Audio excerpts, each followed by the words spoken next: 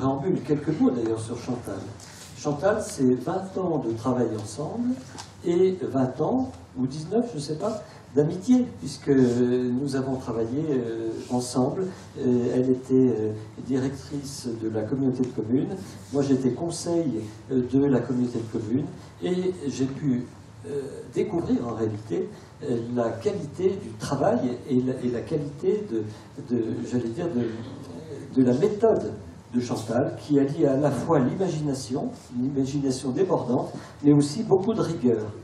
Et peut-être pour servir d'illustration, je pense qu'on a pu travailler sur des dossiers extrêmement complexes, comme par exemple la laiterie ou la mise en place du hangar de Fena. On a travaillé aussi sur le télespace, sur les beaux commerciaux, sur les chemins de randonnée, sur d'autres et d'autres dossiers en quelque sorte.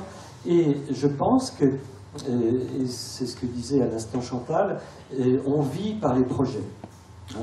On vit vraiment par les projets, mais pour qu'un projet dure, il faut le structurer.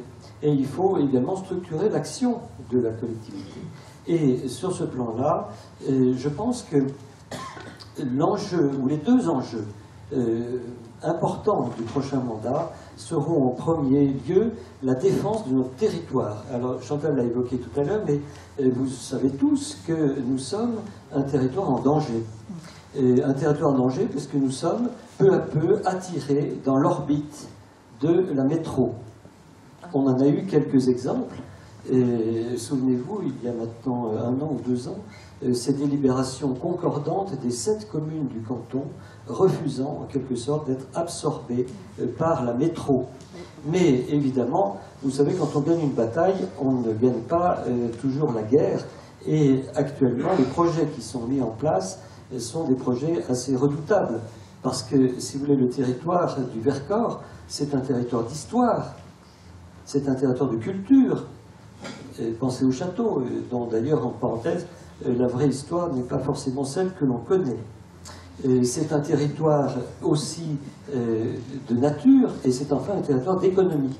Et la défense de ce territoire d'économie est essentielle si nous ne voulons pas, demain, devenir une sorte de banlieue améliorée, si je puis dire, d'une grande métropole que serait la métropole grenobloise. Et de ce point de vue-là, il y a des moyens de se défendre. Et les moyens de se défendre, c'est aussi de défendre la position de chef-lieu de canton, ou en tout cas de conserver à notre village ses fonctions de chef-lieu de canton, ses administrations, sa poste, sa perception, ses banques.